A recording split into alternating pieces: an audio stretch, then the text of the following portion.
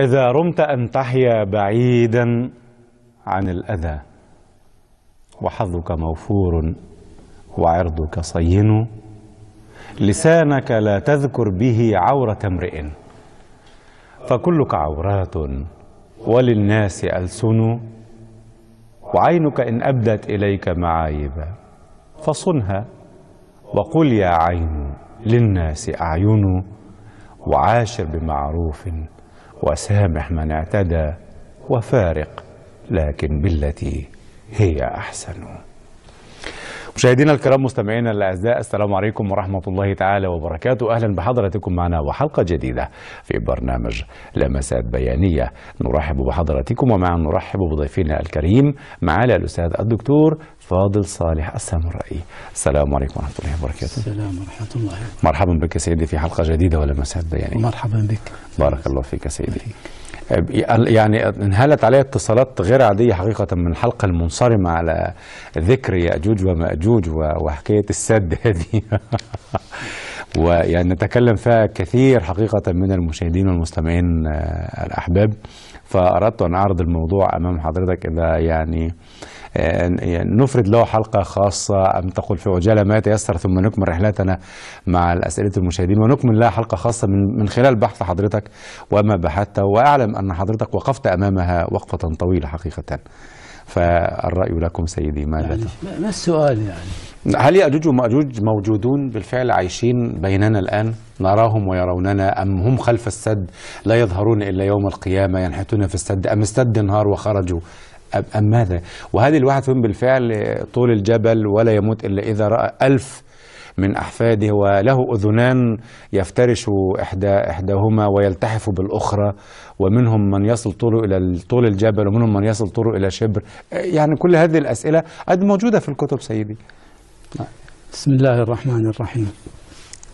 الحمد لله رب العالمين، والصلاة والسلام على سيد المرسلين عليه الصلاة والسلام وإمام المتقين سيدنا محمد وعلى آله وصحبه أجمعين ومن دعا بدعوته إلى يوم الدين.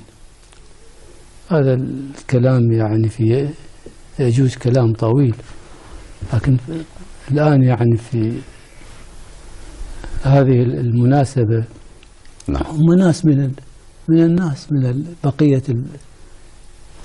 الناس كانوا يفسدون في الأرض، بشري أولاد آدم، يعني أولاد آدم، أم جنس خاص بحالهم هكذا؟ لا هم من أولاد آدم. من أولاد آدم. إيه. أما كونهم موجودين أو غير موجودين، قطعا أولئك الأوائل ذهبوا وبادوا، وتأتي يأتي نسل آخر منهم فيما بعد. ويعني هنالك حقيقة حديث صحيح في البخاري جيد، يعني ليس بالنسبة ليأجوج لكن كلام عام. الرسول صلى الله عليه وسلم قال عليه الصلاة والسلام: أرأيتم ليلتكم هذه فإن رأس 100 سنة منها لا يبقى ممن هو على ظهر الأرض أحد. مرة ثانية حضرتك حديث. أرأيتم ليلتكم هذه. جيد.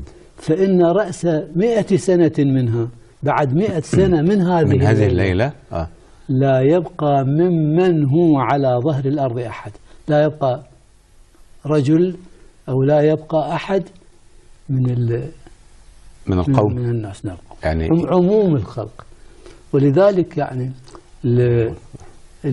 المحدثين نظروا فرأوا أنه بعد هذه لم يبقى أحد من الصحابة بعد هذا 100 سنة.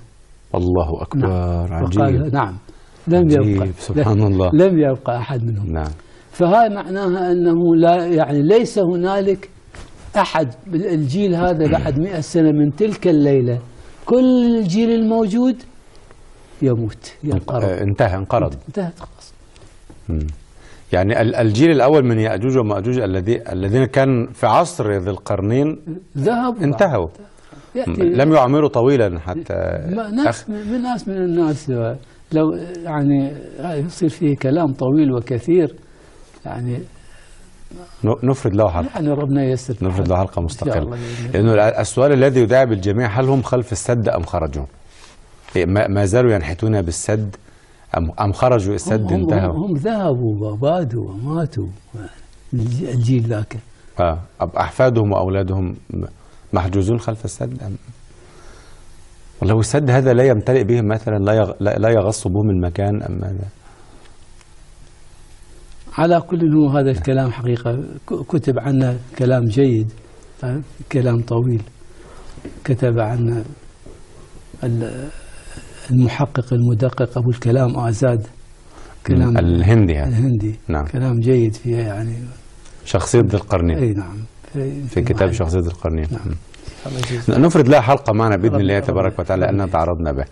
لكن نبحر مع أسئلة مشاهدينا ومستمعينا الكرام إلى لمسات بيانية من كافة بقاع المعمورة. كان أخونا هيثم من إيطاليا بارك الله فيه يقول في سؤاله في مسألة العين التي يشرب بها العباد المؤمنون يوم القيامة. يقول مرة ربنا تبارك وتعالى يقول: عينا يشرب بها عباد الله، وقال يشربون من كأس كان مزاجها.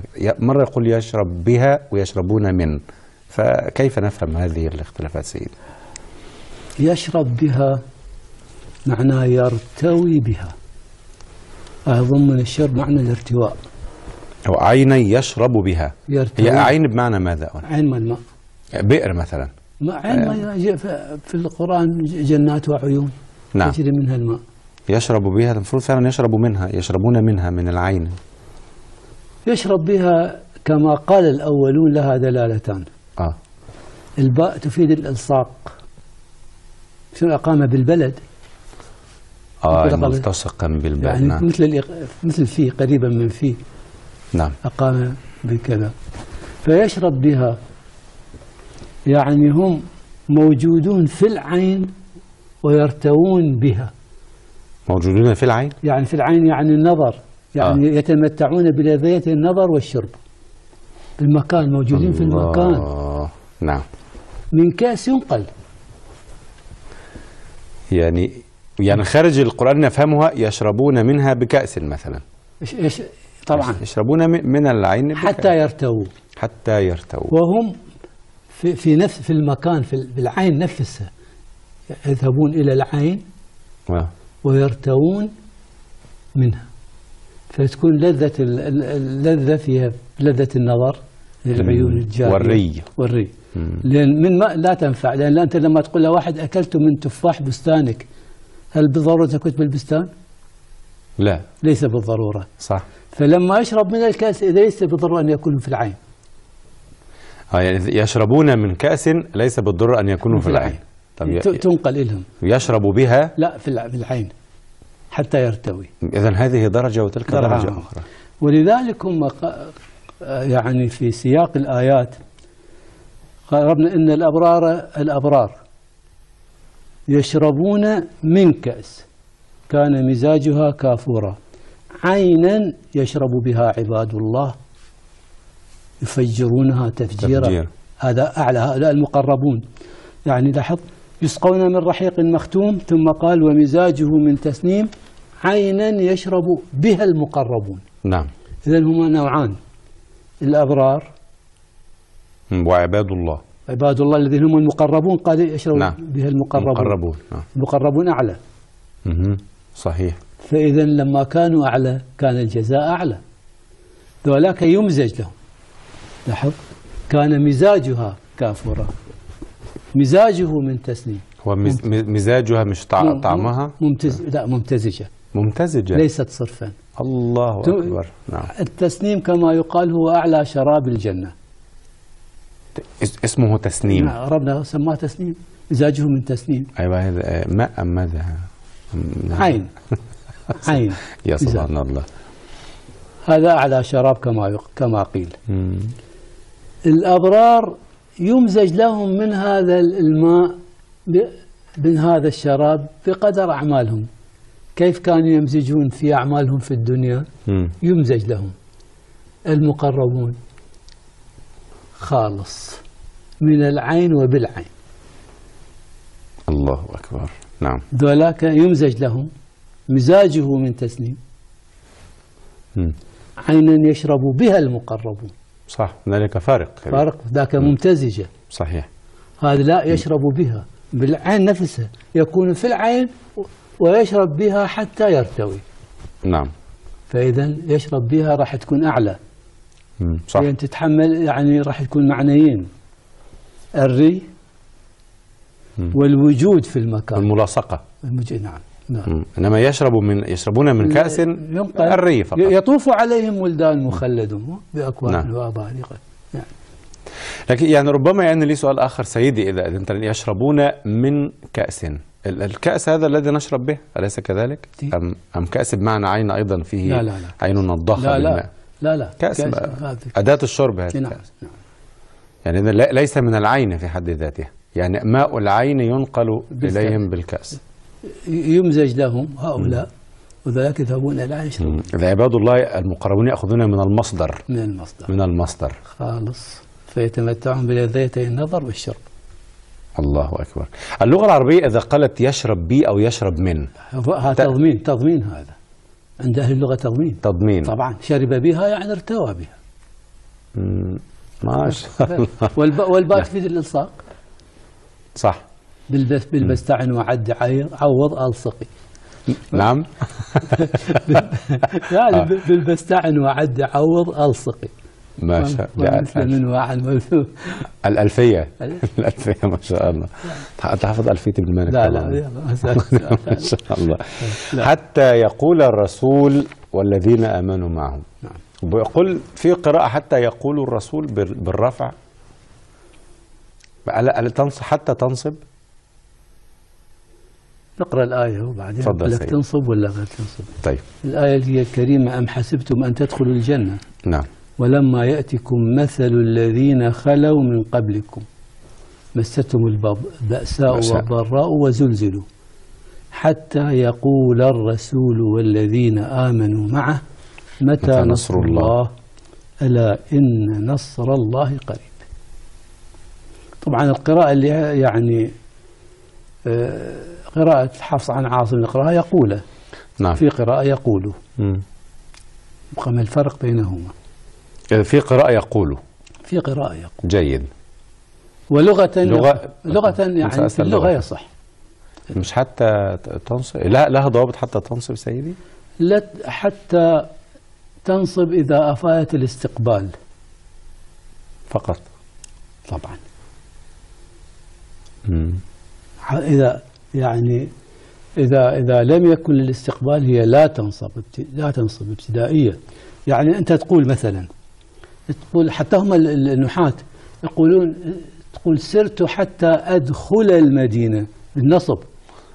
إذا أنت لم تدخلها بعد، لم تصل إليها بعد. إذا معنى هذه الجملة أنني لم أصل إلى المدينة بعد. هذا غاية هذا. طيب. سرت حتى أدخلها وأنت في سكك المدينة، فيها داخلها تقول حتى أدخلها، يعني حتى أدخلها. لحظة، تقول جئت حتى أزور فلان أنت لم تذهب إليه بعد.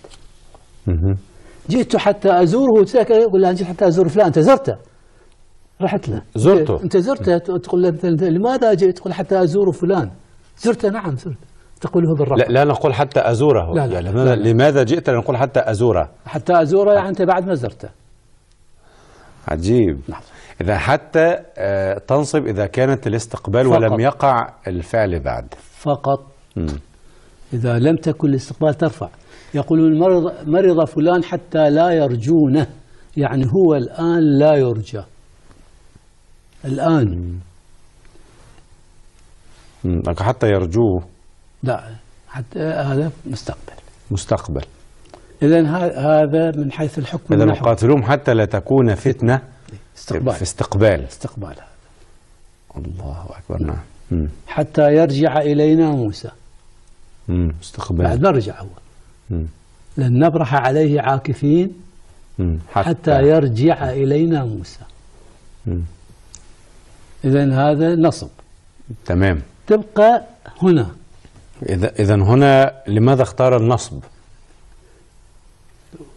يعني ما دلالة النصب وما دلالة الرفع. طيب. لاحظ، مستهم البأساء والضراء وزلزلوا، حتى يقول راح يكون هذا القول يصير مستقبل لما بعد إصابة البأساء والضراء. نعم. ولا لا؟ صحيح. مو بعد إصابة؟ صح. إذا صار استقبال. سليم. يعني بعد هذا متى يقول؟ غير بعد الإصابة. بعد الإصابة. إذا صار استقبال بالنسبة لهذا. لا. نعم. صار ينصب. زين، هذا من ناحية. من ناحية هاي الحادثة ماضية ولا حالية؟ هاي أخبار عن قوم ماضين ولا موجودين؟ ماضين. ماضين. أم حسبتم مثل الذين خلوا من قبلكم. نعم. إذا ماضين، فكونه ماضي ممكن تقوله بالماضي ترفع، لأن هذا أمر ماضي. سليم. فإذا أنت من ناحيتين، هل تنظر هي إلى ما بعد يعني البأساء والضراء راح يكون نصب، أو تنظرها إلى أن الأحداث كلها ماضية حصلت. نعم. فتكون رفع. كل وحدة لهذا لا. صح. سليم. كل وحدة لهذا. أحسنت. حكاية حال. لكن يعني من المشهور عن اللغة العربية والمشتغلين بها سيدي يقال مثلا دكتوراه في حتى. يعني هل هذا من قبيل السخرية باللغة العربية أم حتى لها بالفعل إشكالية في اللغة؟ ليس فيها إشكال. يعني أكلت كما جاء في أحد الأفلام حقيقة أكلت السمكة حتى رأسها ولا حتى رأسها ولا حتى رأسها كما كلها ممكن. كلها ممكن. ما إشكالية حتى باللغة؟ ليس فيها إشكالية، لكن هي يعني فيها قسم من الأحكام عادية يعني. بالنسبة لحضرتك كل وحدة لها معنى. أكلت السمكة حتى رأسها، يعني الرأس ما أكلته. حتى رأسها ما أكلت الرأس، أكلت السمكة إلا الرأس. حتى طيب. رأسها أكلت عطف. أكلت السمكة حتى رأسها تبقى عطف. اي طبعا. طيب. حتى رأسها مأكول ابتدائية. ده بالنسبة لحضرتك، بالنسبة لنا صعب. في قوله تبارك وتعالى الذين هم يراءون ويمنعون الماعون. ما الماعون هذا؟ الماعون قالوا كل ما فيه منفعة من قليل أو كثير، كل ما فيه منفعة. نعم. يطلق على الإعانة بالمال، ما يستعان به من آلات البيت. يعني ايش آلات البيت؟ الفأس والقدر والهذا. عشان كده يعني بالأرياف في مصر يطلقون على الإناء الصحن. صح، يقول معون. وأيضا هو صح، ومعون. معون أيضا. هو أيضا معون. ولذلك هو قالوا هنا اسمه طنجرة. طنجرة حل يعني طنجرة. فكل الماعون في اللغة يطلق على كل ما فيه منفعة، على الإعانة بالمال اسمه معون. نعم. طيب. آلات البيع يعني ما يستعان به. المال نفسه اسمه معون. نعم. حتى الزكاة يقولون معون. أو الزكاة أيضا معون. نعم. ولذلك هم قسم يقول هو أيضا من المعون. معون إعانة. نعم. المعون والماعون نفسه. صحيح. ماكو معون إعانة. هو نفس المعون والماعون. المعون نعم. هو الماعون. صح. فالماعون عامة. كل إعانة، كل ما فيه منفعة من قليل أو كثير هو الماعون، وهو الماعون إعانة. إذا من أعانة. من أعانة يعينه. نعم، من أعانة. فيطلق على الإعانة بالمال أو غير المال، كل هذا ماعون. فيمنعون الماعون كل أنواع الإعانة، حتى مال وسائل البيت هذا اسمها ماعون أيضا. فيمنعوها. نعم. يا لطيف يا لطيف. ده بمنتهى البخل والشح، ده فظيع. في قوله تبارك وتعالى بعد أعوذ بالله من الشيطان الرجيم وأذن في الناس بالحج يأتوك رجالا وعلى كل ضامر يأتين من كل فج عميق. السؤال: لماذا ذكر المشين على الأرجل والذين يأتون ركبانا على الجمال ولم يذكر وسائل النقل الأخرى؟ وأنا فقط أسأل هذا الخطاب علما. وأذن في الناس بالحج. لا سيدنا إبراهيم طبعا. وإذ بوأنا لإبراهيم مكان البيت إلا هي هذه الآية وطهر بيتي وأذن في الناس. وأذن في الحج. وأذن في الناس بالحج يأتوك الرجال. إذن الخطاب لمن؟ لسيدنا إبراهيم. ماذا قال؟ قال يأتوك ولا يأتوه؟ قال يأتوك. المن يأتوك؟ الحجاج. المن يأتوا المن؟ يأتوك للبيت. يأتوك لإبراهيم مو يأتوه. لإبراهيم. يأتوك لإبراهيم. كف الخطاب. ماذا كان هناك من وسائل يأتوك؟ الجمال أو المشي ما شيء آخر لا يوجد لا. وما لم يقل يأتوه حتى يعني نطلب أنه آلات أخرى، آلات طائرات ولم يقل يأتوه وقال يأتوك. والله لفتة طيبة بالمناسبة، معنا نحفظ القرآن هكذا، لكن ما لفت نظرنا إلى هذه النقطة بالفعل. المفروض يأتوا البيت مش وهكذا الكلام. وأذن يأتوك رجالا، وأذن في الناس بالحج يأتوك رجالا للمؤذن. ما شاء الله عليك. نعم. يعني ايش كيف يأتوا بأي شيء؟ يا إما ماشيين يا إما على في يعني لا يوجد لا. خلاص. نعم. هو الضامر بمعنى ماذا؟ وعلى كل ضامر يأتينا من كل فج. الجمل اللي يعني أنهكت السفر، أتعبه السفر يعني.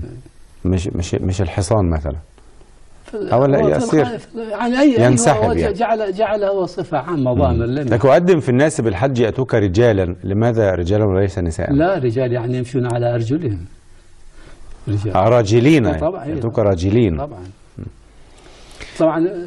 فلك ما تصل البيت، فلك ليست على بحر حتى تأتيها الفلك. صحيح. الذي كان معروف وقتها. لا حتى الآن الفلك تصل البيت؟ لا يعني الآن في طائرات وسيارات. هو ما قال، لم يقل يأتوه حتى قال يأتوك. صح.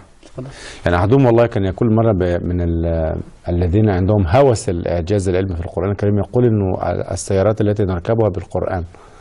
قلت في ماذا؟ قال وجاءت سيارة فأرسلوا واردهم. عجيبة. يقول سيارة، يقول القرآن قال وجاءت سيارة فأرسلوا واردهم فأدلى ذلك. قل سيارة، هذه السيارة التي نركبها الآن. أحيانا يصير هوس بالأشياء يعني. غير لكنه تفكير غير منضبط. الذي يفكر في نطاق اللغة أيضا. أخونا الدكتور صباح من العراق بارك الله فيه يقول نيابة حروف الجر بعضها عن بعض، ماذا عنها في القرآن الكريم وفي اللغة؟ الحقيقة النحاة لهم رأيان كبيران. نعم. الكوفيين هم كان قبل الكوفيين والبصريين يقولون يعني تنوب، يقولون بالنيابة. أما الجمهور النحاة لا يقولون بذلك، لا يقولون إلا نادر، لا يقولون أن حروف الجر يقع بعضها مع بعض. يقولون بالتضمين. التضمين يعني لفظ يشرب معنى لفظ فيعطى حكمه. يعني كيف؟ يعني يذكر فعل، فعل طيب، يذكر معه حرف جر يعني يتعلق بفعل آخر، يذكر مع فعل آخر ليس معه. مثال هسه راح أعطيك مثال، بس خلي أعطيك الفكرة وبعدين أعطيك مثال. طيب. يذكر فعل يؤتى بحرف جر ويتصل بفعل آخر ليس بهذا الفعل. في الجملة أيضا؟ في الجملة نفسها. في الجملة نفسها. تمام. طيب. فراح يجمع ايش؟ فعلين، الفعل هذا وذاك الفعل اللي بحرف جر واحد. مثلا نصر. قال تعالى ونصرناه من القوم الذين كذبوا بآياتنا. تمام. الكوفيين يقول على لأن نصرنا على القوم الكافرين. ونصرناه من القوم. وقال من القوم. الذين نصر ما يتعدى بمن. نصرناه على القوم طبعا، مو هكذا؟ خارج القرآن طبعا. نعم. في القرآن نصرنا على القوم الكافرين. نعم. هنا أقول لك هاي معناها نجيناهم، لأن من تتعدى مع نجى ونجيناه من القوم. فإذا هنا النصر اكتسب معنيين، نصرناه، النصر والنجاة اكتسب معنيين. كيف النصر والنجاة؟ كيف يعني شو النصر والنجاة؟ أيوة. لأن هنا مو فقط نجى هذا لكن عاقب أولئك. يعني كونه سبحانه وتعالى نصره أي عاقب الآخرين ونجاه. صار أمرين. يعني احنا نقول نجاه من الغرق، لكن ما نقول نصره من الغرق. نجيناه من الغم. تمام. هسه الآن نقول نجيته من الغرق. هسه الآن نجيناكم من آل فرعون. صحيح. زين، نجاه من الغرق، لكن ما يصير نقول نصرناه من الغرق. صح. ما يصير. سليم. هذا لما يكون بينك وبينه يعني. طب ونقول نصرناه من الغرق ما يصير لغة. ما يصير لغة. لا. لما الغرق ليس محارب قال نصرنا من أيوة. القوم. إذن هنالك شرط لابد أن تكون هناك قرينة سياقية. إذا قالوا تضمين، يعني نجى هذا وعاقب أولئك فصار نصر. معنى تضمين ماذا سيدي؟ أنت قلت حضرتك تفضلت بتضمين، فيها تضمين. إشراب لفظ معنى لفظ آخر، ضمن لفظ آخر معنى آخر. يعني هنا الفعل المذكور نصر ضمنه معنى نجى. الآن احنا قلنا عينا نشرب بها. طيب واحنا نشرب، يقول احنا ما نقول شرب من الماء. صح، شرب بالماء. مو هكذا؟ صح. زين معنى ارتوى. ارتوى من. صار تضمين. صح. فليحذر الذين يخالفون عن أمره. احنا نقول خالف أمره، ما نقول خالف عن أمره. هذا الآن نقول صح. مو هذا؟ صح. زين خالف عن أمره. الذين لم يقل يخالفون أمره، قال يخالفون عن أمره. احنا نقول خالف الأوامر. يخالفون أمره، صح. مو هكذا؟ ما المقصود؟ يعني يبتعدون عن أمره، ينحرفون. مو المخالفة، يعني أي انحراف خليه يحذر الإنسان. أي ابتعاد. يعني هنا ضمن معنى الابتعاد. وهذا القدامى قالوا. الله أكبر، عجيب. ينحرفون عن أمره أو يبتعدون، ولا مخالفة الأمر هاي عظيمة. صح. يعني هكذا. سمع الله لمن حمده. ونحن نقول سمعت فلان. يعني سمع الله من، المفروض من متعدي بذاته الفعل. وهكذا سليم. معنى استجاب. سمع لي. استجاب. استجاب لي. ولكن لا نأتي بالفعل الذي تضمن معناه فعل قريب بالصلة فيكتسب معنيين. معنى الفعل يعني يقترب منه دلاليا يعني. يقترب. وإذا هنا كما تفضلت نصرناه بمعنى النصر والنجاة. ومعاقبة الآخرين. سأل سائل بعذاب واقع. احنا نقول سأل، هم يقولون معنى عن الكوفيين. سأل عن. لا ليس السؤال عنه. ماذا يسألونك عن الساعة؟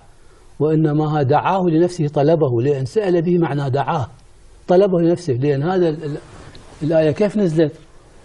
من اللي هذا قال اللهم إن كان هذا هو الحق من عندك فأمطر علينا حجارة من السماء أو ائتنا بعذاب أليم. وإذا هو دعا بالحجارة ولا لا؟ دعا بالعذاب. دعا بها، نعم.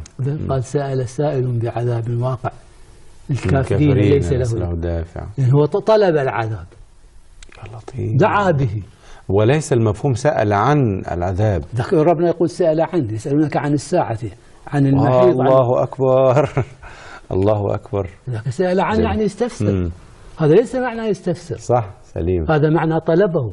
نعم. سأل به معنى دعاه وطلبه. دعاه وطلبه. فهذا التضمين يعني يجمع معنى في تعبير واحد.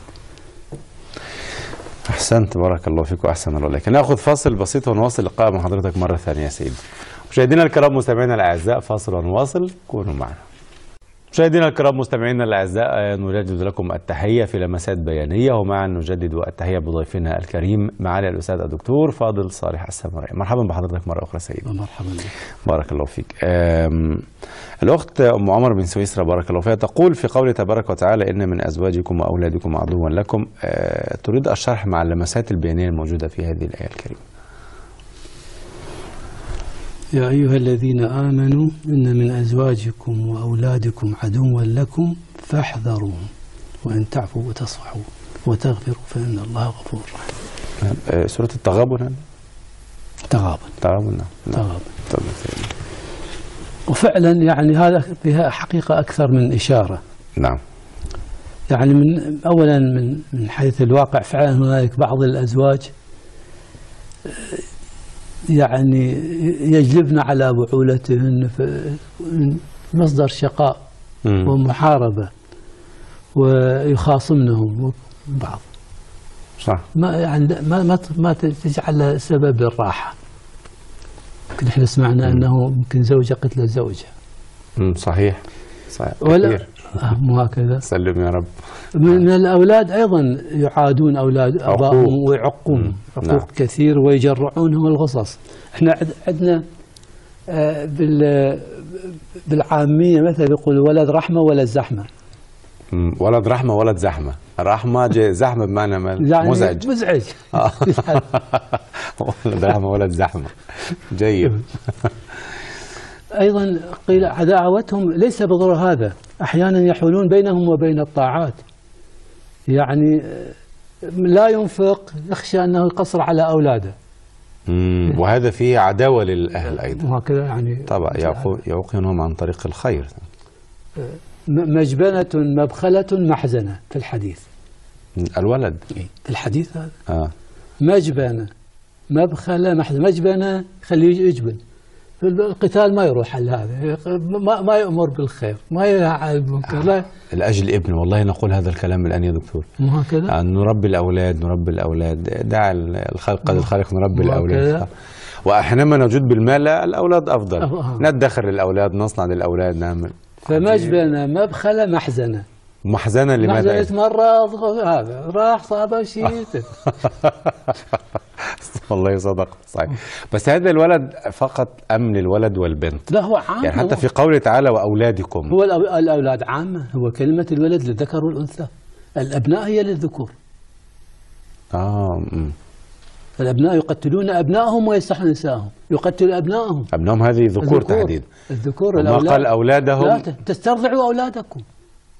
صح. إذا أولاد للذكور والإناث. نعم. أبناء الأبناء للذكور. أبناء الذكور، الأولاد عامة. نعم. منهم أصلا منهم الشفقاء. الأولاد جمع ولد. الولد ولد وبنت. ولد لا لا لا ابن وبنت. لا هذا خاطئ، تعبير شائع. ابن وبنت، ليس ولد وبنت. لا الولد هو البنت والولد، الذكر والأنثى. الولد احنا الآن استعمال هذا جاري هكذا نقوله، ولد وبنت، لكن لا في اللغة لا. الولد يعني هو الذكر. طب البنت زي الولد، البنت زي الابن. زي الابن، إذا البنت زي الولد لا بأس يعني. هذا اللي نقوله هكذا. نعم. هي البنت مش زي الولد، هي البنت ولد. طبعا البنت ولد. البنت ولد. والوالدات يرضعن أولادهن حولين كاملين، يعني بس الذكور يرضعن، البنات ما يرضعن. لا والله صدقت. لا الذكور والإناث الاثنين. نعم أحسن. دامغة. تفضل سيدنا. إذا فعلا عدو يعني، وبالتالي يجب الحذر. هو قال منهم، ما قال كلهم. إذا من هنا حرف الجر له دلالة. نعم. وأي دلالة؟ تبعيض. ليس العموم والشمول. لا تبعيض. بعضهم فعلا، بعضهم ليس كلهم. نعم صحيح. القرآن الكريم كان يحكي حكاية عن قوم بني إسرائيل وهم يكلمون سيدنا موسى لن نصبر على طعام واحد، في حين أنه في غير موضع القرآن الكريم يقول أنه ربنا سبحانه وتعالى نزل عليهم المن والسلوى طعامان. فكيف طعام واحد وطعامان؟ هو نهج واحد، ولما يكون نهج واحد كله يتكرر راح يصير طعام واحد. ما المن والسلوى هذا طعامان يتكرر نفسه راح يصير واحد. النهج واحد. ايوه. لا انت لا ما هذا. ولو تعددت الاصناف يكون واحدا. اذا تعددت الاصناف وتكرر يبقى نفسه يكون طعام واحد. احسنت. راح يكون واحد. يعني اذا من وسلوى من وسلوى من وسلوى صار طعام واحد. أما الطعام هذا اسم جنس أم؟ نعم جنس. ولا هو حقيقة بعضهم قال المن كان شراب، السلوى هو الطعام. هو ما المن والسلوى؟ السلوى طير والمن هذا الشراب يتحلون به. يتحلون. ما عاد موجود هذه الأيام المن هذا؟ موجود. المن موجود؟ نعم. اسمه من أيضا؟ نعم. ينزل هكذا على الأشجار، حلو يصير، يصنعون منه حلوى. سبحان الله. نعم. موجود. يصنعون منه حلوى. نعم. من المن حلو، إذا شراب حلو المذاق ما شاء الله. نعم. والسلوى طائر. فقسم قالوا الطعام هو السلوى، المن شراب يشربوه. راح يصير طعام واحد. يعني في الحالين هو طعام واحد. هو طعام واحد. إذا تكرر يكون طعاما واحدا. نعم. طب في قول تبارك وتعالى من قبل أن يأتي يوم لا بيع فيه ولا خلة ولا شفاعة، ويعني ويوم القيامة ثبت أنه في شفاعة سيدنا النبي عليه الصلاة والسلام. ولا شفاعة قبل الإذن بها. قبل الإذن من شفاعة. لا شفاعة إلا بعد أن يأذن الله لمن يشاء ويرضى. من ذا الذي يشفع عنده إلا بإذنه. فقبل الإذن ليس هنالك شفاعة. وكم من ملك في السماوات لا تغني إلا من بعد أن يأذن الله. فإذن لا شفاعة قبل الإذن. لا شفاعة قبل. إذا هنالك شفاعة يا دكتور؟ شفاعة بعد الإذن. شفاعة مطلقة أو مقيدة؟ هذا عاد ربنا سبحانه وتعالى يأذن لمن يأذن. يعني قد يكون الرجل الصالح يشفع في قسم من أهله في من يعلم، والرسول طبعا له الشفاعة العظمى.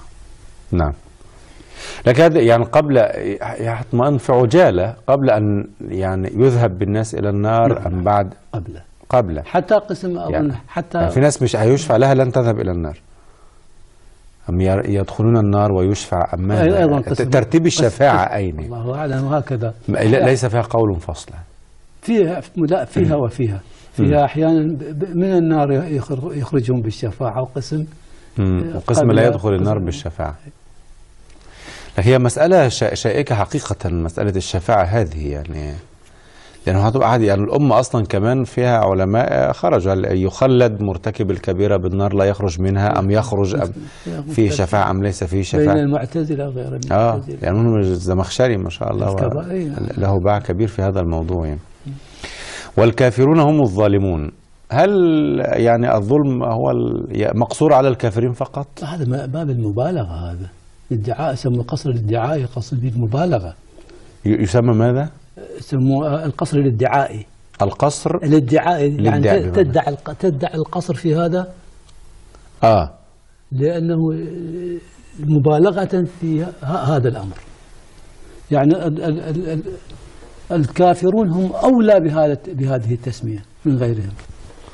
طب الكافرون هم الظالمون، هم ظلموا أنفسهم، أم الظالمون هم الكافرون؟ لا هم قال الحمد لله الذي لم يقل ذلك. الله. نعم قالوا نعم. قال الحمد لله الذي قال هذا ولم يقل الظالمون هم الكافرون. وإلا الكل كان كافر. نعم. ومن منا لم يظلم حتى نفسه. نعم. مثل ما يقول في المنافقين ألا أنهم هم المفسدون، ألا أنهم هم السفهاء. طيب أليس هنالك يعني مفسدون وسفهاء غيرهم؟ لا ليس يسموه القصر الادعائي. قصر الادعائي. القصد هذا المبالغة في هذا الوصف. نعم. مبالغة فيه. أحسنت. مرة ربنا تبارك وتعالى يقول على كيد الشيطان إنه ضعيف، بل يقول على كيد النساء إنه قوي. فكيف نفهم هذا؟ هم يعني كيد النساء غلب كيد الشيطان. لا، هو قال إن كيدكن عظيم، وهو هذا أصلا هذا الكلام، هذا القول هو فلما رأى قميصه قد من دبر قال إنه من كيدكن إن كيدكن عظيم. هذا قول السيد أو قول الشاهد، يعني لامرأة العزيز، لامرأة إما الشاهد أو زوج السيد. نعم.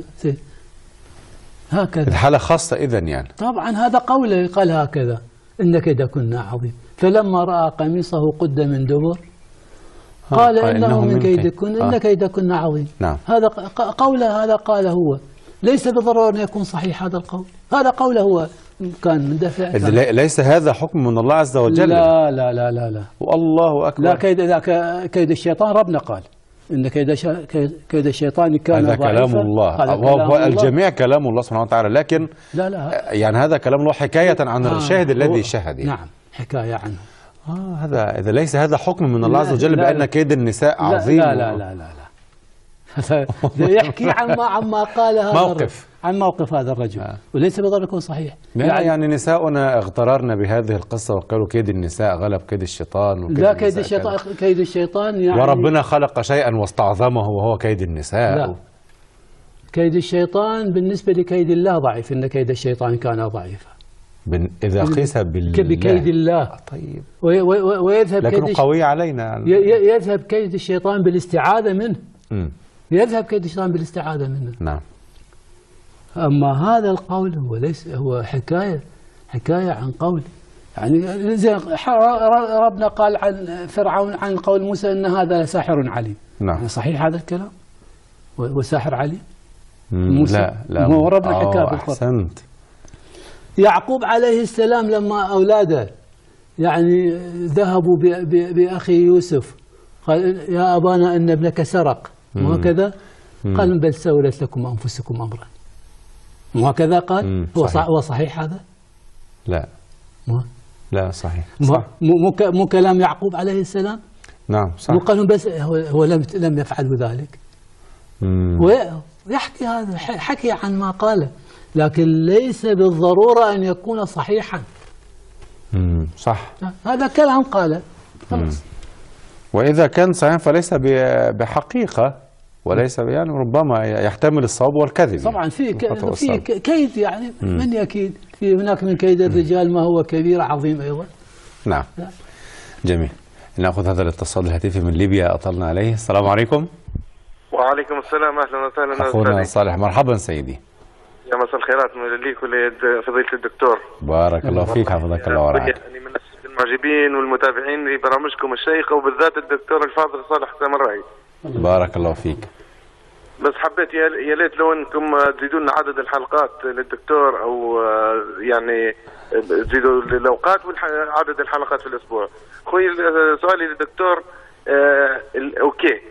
اوكي هل هي عربية الأصل؟ ماذا؟ يعني سؤال ماذا معذرة الأخ؟ اوكي نعم. لا اوكي هذه إنجليزية. طبعا إنجليزية. بس احنا معروف عندنا اوكي عربية بلغة الشيء ذروته، او بلغة الشيء نهايته، او نهاية الشيء. بس حبيت نتأكد من الدكتور. لا تفضل يا دكتور. لا ليست عربية.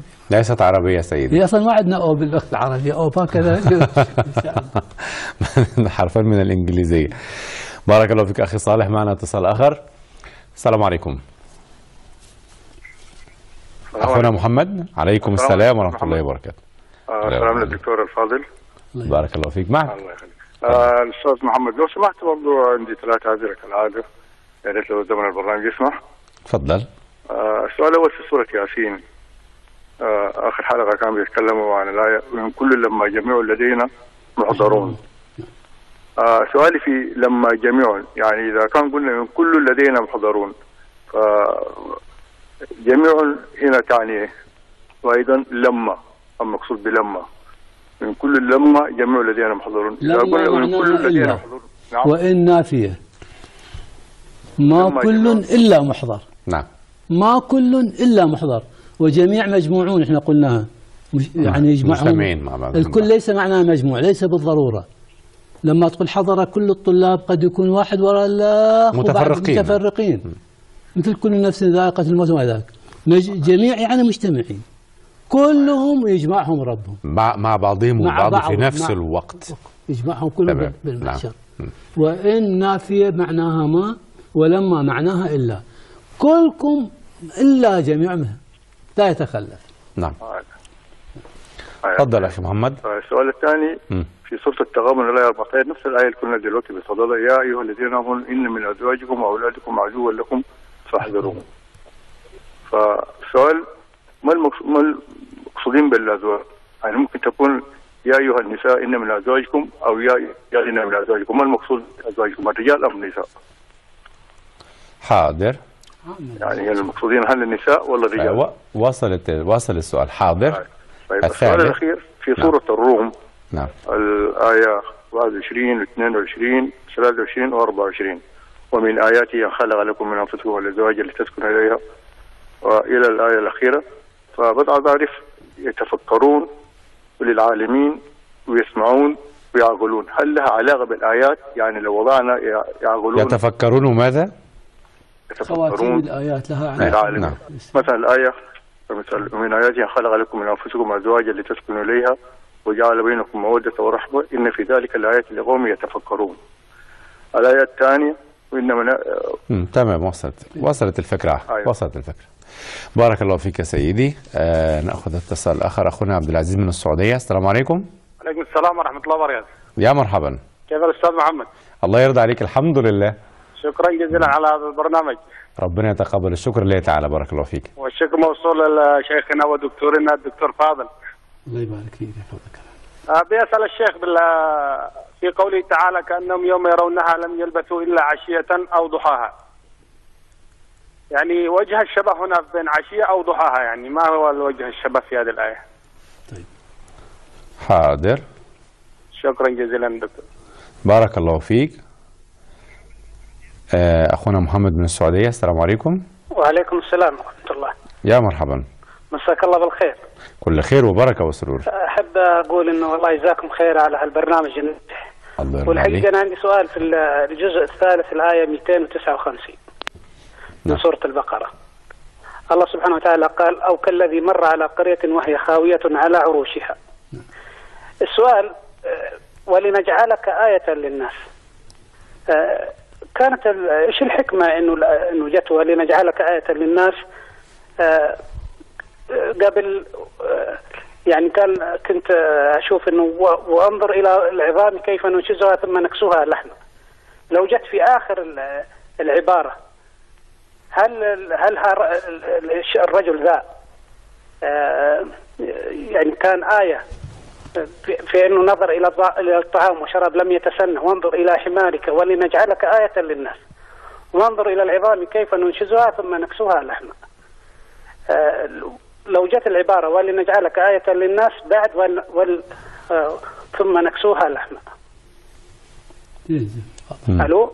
حاضر. واضح السؤال واضح. معنا اتصال آخر. السلام عليكم. أخونا أبو فراس من الأردن. عليكم. وعليكم السلام ورحمة الله وبركاته. كيف الصحة أخويا؟ الله يرضى عليك سيدي. الحمد لله. حياك الله وبياك. حبيبي سؤالي الفرق بين الوفاة والموت شرحها الدكتور طارق سابقا. الفرق بين ماذا؟ الفرق بين الوفاة والموت. حاضر. فشرحها الدكتور طارق سابقا. إذا شهادة الوفاة هنا المفروض تكون شهادة الموت وشهادة الوفاة. نقول ساعة الموت أو ساعة الوفاة. حاضر.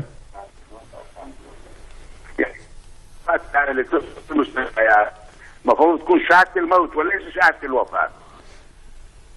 طيب حاضر. وصل السؤال. حاضر. معنا اتصال آخر. السلام عليكم. وعليكم السلام ورحمة الله وبركاته. من معنا؟ سلم عليك قدر وسلم على شيخنا فاضل الساموراي. سلمك الله. بارك الله فيك. وقد أثبت لنا أن العراق مهبط اللغة العربية ومهبط البلاوة. ما شاء الله. أنا عندي سؤال أشكال علي دائما. طب.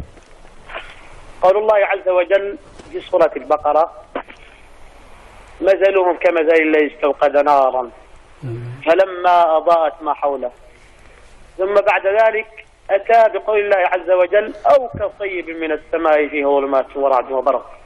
ما وجه الشبه بين الصيب والنار؟ وما العلاقة التي جعلها الله سبحانه وتعالى يأتينا بمثل ثم يأتينا بالآخر؟ ونريد توضيح أكثر من الشيخ جزاكم الله خيرا. بارك الله فيك يا سيد. الله يكرمك. معنا اتصال آخر. أم مريم من تونس. السلام عليكم. ألو. السلام عليكم. وعليكم السلام ورحمة الله وبركاته. على البرنامج. وفيك بارك. عندي أسئلة. سؤال عام بخصوص القراءات. نعم. هل هناك معناتها ما هي اللمسة البيانية في عدم معناتها في عدم الخلط بين القراءات؟ معناتها لا يجوز الخلط بين القراءات. لماذا؟ هل في ذلك معناتها لمسة بيانية خاصة؟ هل يجوز الخلط بين القراءات؟ نعم. معناتها لا يجوز القراءة في مثلا في سورة الفاتحة لا يجوز الخلط بين القراءات عند تلاوتها. لا أفهم السؤال سيدتي معذرة. مو مشكلة. السؤال الثاني في سورة يونس. طيب. يقول ربي سبحانه وتعالى في الآية 20: ويقولون لولا أنزل عليه آية من ربه فقل إنما الغيب لله. ربي سبحانه وتعالى يقول: فقل إنما الغيب لله. وفي بعض الآيات يقول قل معناتها ما يقولش فقل. ما اللمسة البيانية معناتها لماذا في بعض الأحيان يستعملوا فقل وفي بعض الأحيان يستعملوا قل؟ هذا السؤال الأول. وصل. السؤال الثاني في الآية 4 يقول ربي سبحانه سورة ماذا؟ سورة يونس. في الآية 4 من سورة يونس يقول ربي سبحانه وتعالى: والذين كفروا لهم شراب من حميم وعذاب أليم بما كانوا يكفرون. وفي الآية السادسة والسابعة يقول إن الذين لا يرجون لقاءنا ورضوا بالحياة الدنيا واطمأنوا بها إلى آخر السورة الآية الثامنة. يستعمل تعابير مختلفة. ما اللمسة البيانية؟ ما الفرق بين هذه الآيتين المختلفتين؟ بارك الله فيكم. وفيك بارك سيدتي. شكرا. عليكم السلام ورحمة الله وبركاته. حيدر من الشارقة. السلام عليكم. عليكم السلام أستاذ محمد. يا مرحبا. صحة والعافية إن شاء الله. بارك الله فيك، حفظك الله ورعاك. أستاذنا الجليل أستاذ صادق السمرائي. معك يا سيدي. أطال الله عمره يا أخي. بارك الله. ونفع بك. أحسن إليك بقدر ما قدمت لنا يا أخي. الله يبارك فيك ويحفظك. والله يا أستاذ محمد والأستاذ مرورا للأستاذ الفاضل السمرائي، يقول الله في كتابه العزيز: إن الذين آمنوا وهاجروا وجاهدوا في سبيل الله أولئك يرجون رحمة الله والله غفور رحيم في البقرة. فهل المغترب في سبيل كسب العيش يعتبر مجاهد؟ حاضر. السؤال الثاني لو سمحت، وده رجاء هو ما سؤال، في أنه البرنامج ده والله بعتبر أنه هو من خيرة البرامج في العالم العربي والإسلامي، لأنه بيربي جيل على دنيا على دينه. فيوم الخميس بيكون الرد للأسئلة، ومعروف الخميس ده بيكون يوم بتاع زيارات للأهل ومواصلة أرحام وحاجة بالشكل زي ده. صح. فيا ريت لو كان بيكون بين المغرب والعشاء أو بيكون في فترة يعني غير يوم الخميس، يعني يا إما يكون يوم الخميس بين المغرب والعشاء، باعتبار أنه الناس ممكن لسه ما بعد العشاء. نعم. أيوة. حاضر. أحسنت. حاضر. شكرا جزيلا. نرفع الأمر الإدارة. بارك الله فيك. الشكر لله تعالى، والإدارة لا تألو جهدا لخدمة المشاهدين والمستمعين. إلى ليبيا أخت هدى. السلام عليكم. وعليكم السلام ورحمة الله وبركاته. نسأل سؤالين. السؤال الأول في الآية التي تم شرحها الآن: يا أيها الذين آمنوا من أزواجكم وأولادكم عدو لكم فاحذروه. كيف يتم التطابق بينه وبين الآية: الطيبون للطيبات والخبيثون للخبيثات؟ تمام. والسؤال الثاني هي في آية في سورة المؤمنون: والذين هم لفروجهم حافظون إلا على أزواجهم أو ما ملكت أيمانهم فإنهم غير ملومين. من هم الذين ما ملكت أيمانهم؟ حاضر. شكرا والسلام. بارك الله فيك. الله يكرمك. بسؤال الأخت هدى نأتي إلى نهاية الحلقة. شكرا لك سيدي، ونلتقيك في الحلقة القادمة إن شاء الله. مشاهدينا الكرام، مستمعينا الأعزاء، إلى هنا نأتي وإياكم إلى نهاية هذه الحلقة في برنامج لمسات بيانية. أشكر حضراتكم وأشكر باسمكم جميعا ضيفنا الكريم معنا الأستاذ الدكتور فاضل صالح السامرائي. وحتى يضمنا لقاء جديد مع لمسة أخرى من لمسات بيانية في القرآن الكريم، نستودعكم الله. شكرا لكم والسلام عليكم ورحمة الله تعالى وبركاته.